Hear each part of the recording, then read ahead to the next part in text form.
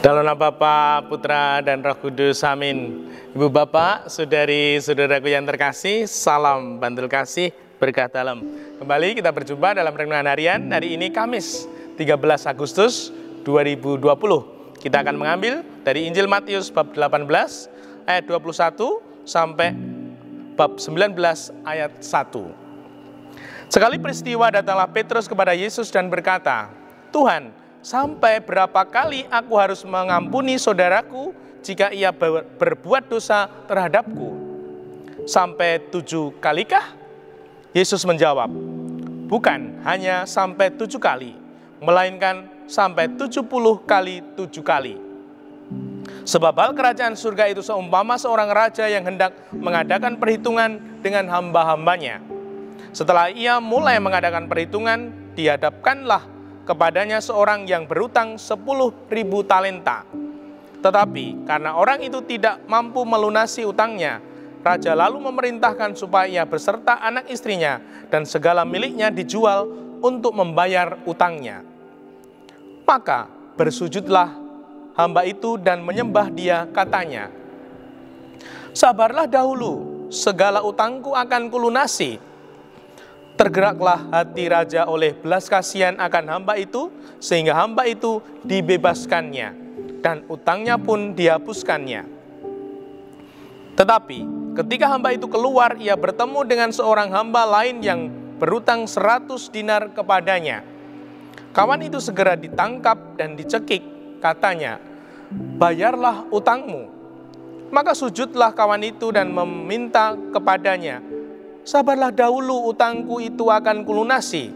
Tetapi ia menolak dan menyerahkan kawannya ke dalam penjara sampai semua utangnya ia lunasi. Melihat itu kawan-kawannya yang lain sangat sedih, lalu menyampaikan segala yang terjadi kepada tuan mereka.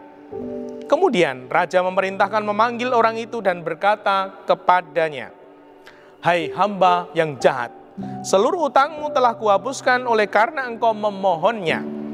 Bukankah engkau pun harus mengasihi kawanmu seperti aku telah mengasihi engkau?' Maka marahlah tuannya dan menyerahkan dia kepada algojo-algojo sampai ia melunasi seluruh utangnya. Demikian pula Bapakku di surga akan berbuat terhadapmu, jika kalian tidak mengampuni saudaramu dengan segenap hatimu." Setelah Yesus selesai dengan pengajarannya, berangkatlah ia dari Galilea dan tiba di daerah Yudea, di seberang sungai Yordan. Demikianlah Injil Tuhan, terpujilah Kristus.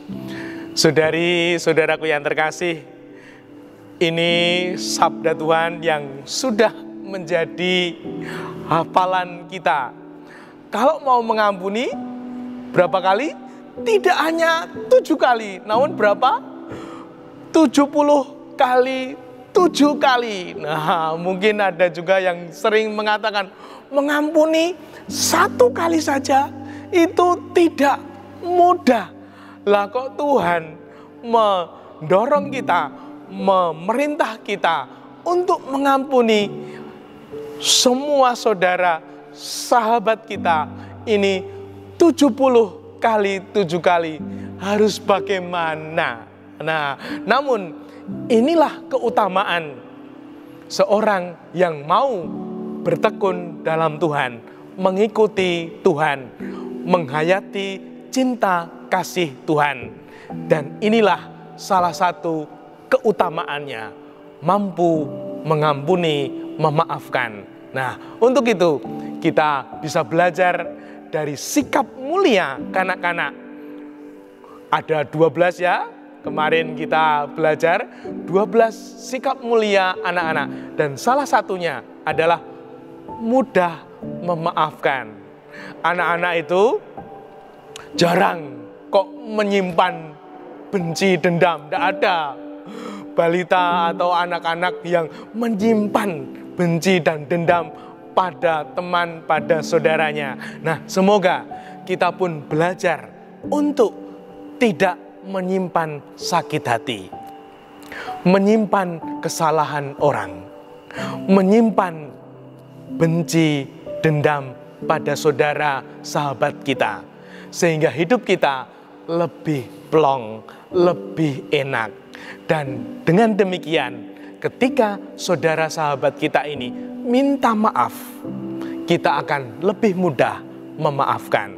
Semoga dengan demikian kita pun kalau minta maaf juga dimaafkan. Yang kedua, seorang yang sungguh-sungguh bertumbuh dalam keutamaan ini, keutamaan mengikuti Tuhan Yesus yang mudah mengampuni ini, fleksibel, tidak kaku. Nah, menjalani hidup tidak usah kaku-kaku, nanti malah gampang stroke, gampang cumleng, gampang pusing. Nah, seperti seorang balita juga, dia satu hari bisa 300 kali tersenyum, tertawa. Nah, kita yang sudah dewasa bisa satu hari itu tidak tertawa, tidak tersenyum, jepaprut, nah besengut, nah koyontet pirut. Nah, semoga kita sungguh-sungguh kembali belajar bahwa kita bisa tersenyum, bisa tertawa. Nah, semoga kita tidak menjadi pribadi yang kaku. Nah, yang ketiga, semoga kita pun belajar mengikuti Tuhan, belajar kasih, tidak gengsi. Nah, gengsi ini virus penghambat kedamaian. Kalau orang mempunyai gengsi, lalu dia sulit untuk memaafkan, sulit untuk kembali berdamai dengan orang yang pernah melukai, menyakiti hati kita. Nah, semoga kita bertumbuh dalam keutamaan yang mulia ini, sehingga hidup kita semakin damai, semakin bahagia, dan mampu membuat keluarga, komunitas, dan sesama kita mengalami kebahagiaan dan kedamaian pula. Dimuliakanlah Tuhan, kini dan sepanjang masa. Salam bantul kasih, berkah dalam nama Bapa, Putra, dan Roh Kudus. Amin.